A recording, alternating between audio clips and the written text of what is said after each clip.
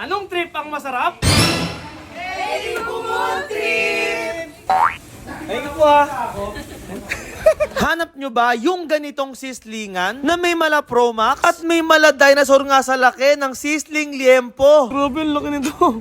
119 lang to mga tropa. Ang laki, grabe. Hindi lang yan ang meron sila dito. Dahil meron din sila ditong sisling pitcho na malahigante rin sa laki at mas malaki pa nga sa mukha ko. Ang laki.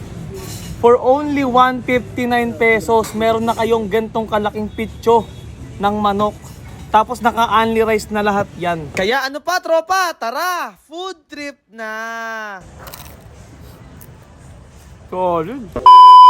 At dahil nga, nag-crave na naman kami sa sislingan, yung may only rice, only soup, at only gravy. Kaya dumayo pa ako dito sa Kawit, Cavite. Nabalitaan ko kasi na may bagong bukas daw ditong pangmalakasang sislingan na nagsaserve ng mga pagkaing naglalakihan. Sana nga mga tropa, at napadayo na nga pala ako ngayon dito sa Kawit, Cavite. Dahil nabalitaan ko nga na ito daw yung sislingan na pangmalakasan, kaya nag-trending ito lang.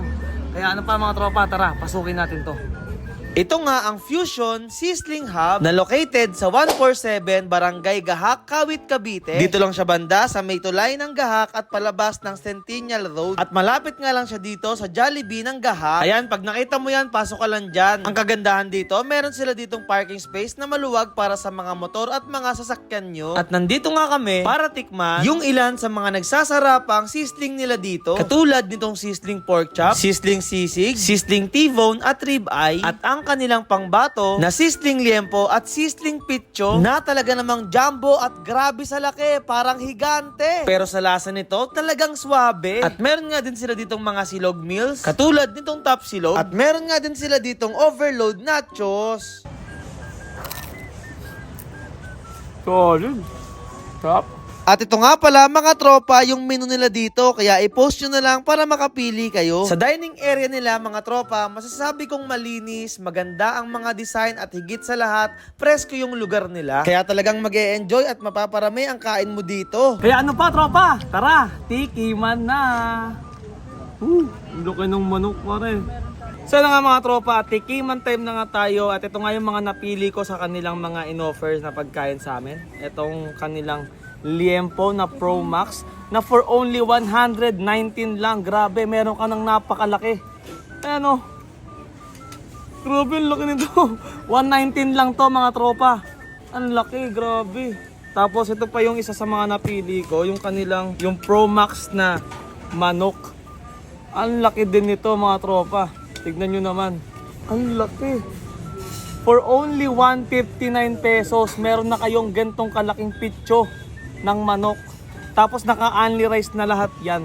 Kaya panalong panalo dito sa sizzling ng Fusion. So ito mga tropa, tikman na natin yung kanilang manok na may mabisang gravy. Tara. Sarap. Grabe, lasang-lasa ko yung pagkakamarinate sa kanya. Tapos yung gravy. Hindi to karaniwan na only rice, only gravy na ganito yung lasa ng gravy. Ang sarap ng gravy nila dito, hindi tinipid sa lasa. Kaya panalo na to guys.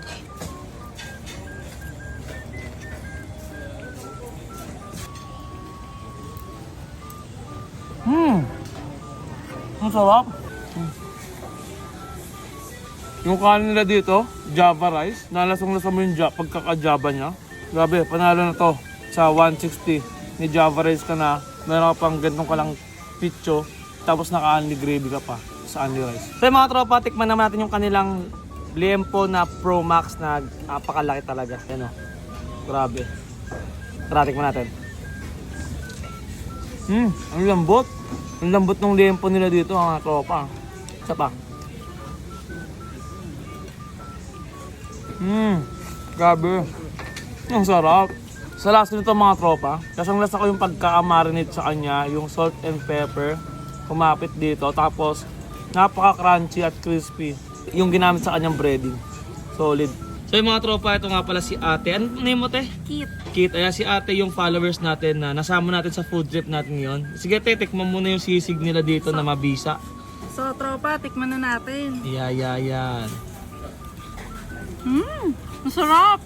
Ano lasa te? Malutong, di siya masyadong maanghang.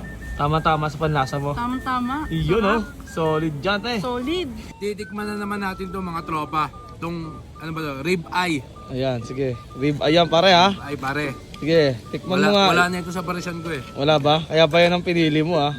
Sige nga, tikman mo nga. Lambot, Ayan. Ang harap ng baka yun, yung lambot. Saka yung gravy, panalo. Iyon no. Tapos samahan mo pa ng kanin. So, ang parang kane pare.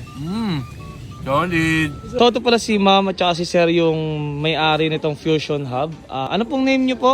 Julian. Sikaw sir. Lansang po. Ask ko lang po, ano pong naisipan nyo, ba't nyo po natayo itong Fusion Sizzling Hub po? Actually, pang third na try na to. Ngayon, at since 2015, nag-start po na magtayo kami ng tapsihan. Kaso nag-fail. So Ah. second try sa Gen 3, failed ulit. Failed Ito po na ulit. yung pangatlo. Kamusta naman po? Yung Okay bis- naman siya sa ngayon. Sana tuloy-tuloy. Since nasabi nyo nga po yun na pangatlo na po itong negosyo nyo at nag-fail po yung mga last, ano pong masasabi nyo sa mga sumusubok din po na katulog nyo na gusto magnegosyo po? Huwag po kayo mawala ng pag-asa. Try nyo lang po. Kung nasa yung puso nyo, gawin nyo.